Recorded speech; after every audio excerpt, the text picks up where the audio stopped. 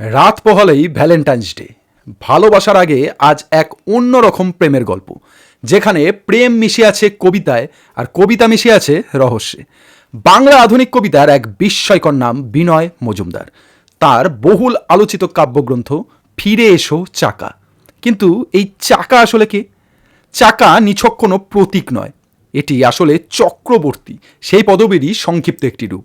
আর এই চক্রবর্তী ছিলেন বিনয় মজুমদারের ভালো লাগার মানুষ গায়ত্রী চক্রবর্তী। বিনয় মজুমদারের দ্বিতীয় কাব্যগ্রন্থের নাম ছিল গায়ত্রীকে, একটি ফরম্যাট চটি বই, মোট 14টি কবিতা। এই গায়ত্রী আসলে কে সে বিষয়ে বিনয় মজুমদার কখনো স্পষ্ট করে কিছু বলেননি। তবে সমসাময়িকদের মতে তিনি ছিলেন 50-এর দশকের শেষের দিকে প্রেসিডেন্সি কলেজের উজ্জ্বল ছাত্রী গায়ত্রী চক্রবর্তী, যিনি পরবর্তীতে বিশ্বখ্যাত হন গায়ত্রী চক্রবর্তী স্পিভাক নামে। জ্যাক দেরিদার অফ গ্রামাথোলজি অনুবাদ থেকে মহেশ শ্বেতা দেবীকে বিশ্ব সাহিত্যে পৌঁছে দেওয়া গায়ত্রী নিজেই আজ এক বড় বৌদ্ধিক নাম। অথচ আশ্চর্যের বিষয়, বিনয় মজুমদারের সঙ্গে তার তেমন পরিচয়ই নাকি ছিল না। পরে সাহিত্য জগতে গায়ত্রী চক্রবর্তী ও বিনয় মজুমদার নিয়ে মুখরোচক কথা হওয়ায় হয়তো গায়ত্রীকে নামে এই বইটি নাম বদলে রাখা হয় ফিরে এসো চাকা।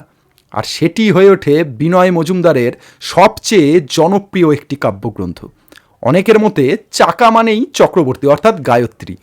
এরপর এই কাব্যগ্রন্থের নাম বদলে আবার রাখা হয় আমার ঈশ্বরীকে, যেন গায়ত্রী বিনয়ের ঈশ্বরী।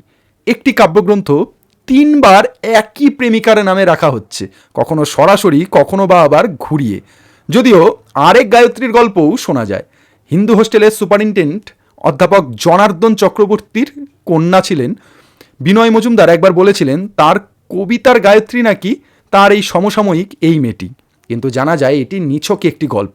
গায়ত্রী চক্রবর্তীর নাম পাঠক থেকে আড়াল করে তাকে বিড়ম্বনায় না ফেলার জন্যই এই গল্পটি বলেছিলেন। জনার্দন চক্রবর্তীর আসলে কোনো গায়ত্রী নামে কন্যাই ছিলেন না। পরবর্তীকালে বিনয় নিজেই বলেন গায়ত্রী চক্রবর্তীকে কফি হাউসে 2-1বার দেখিয়েছেন মাত্র, কথাও সেরকম হয়নি। গায়ত্রী স্পিভাকও জানিয়েছেন বিনয়ের সঙ্গে তার কোনো আলাপই কখনো সেভাবে ছিল না। তাহলে প্রশ্ন থেকে যায়, এই প্রেম কি বাস্তব, নাকি বিনয়ের জ্যামিতিক কবিতার মতোই এক নিখুঁত কাব্যিক নির্মাণ? ভালোবাসা কি সবসময় ছোঁয়ার দরকার হয়, নাকি কখনো একটা নামই যথেষ্ট হয়ে ওঠে অমর হওয়ার জন্য? তবে তার ফিরে এসো চাকা যে গায়ত্রী চক্রবর্তী, এ বিষয়ে আর পাঠক সমাজে কোনো দ্বিধা নেই। নমস্কার, আমি অভ্রনীল।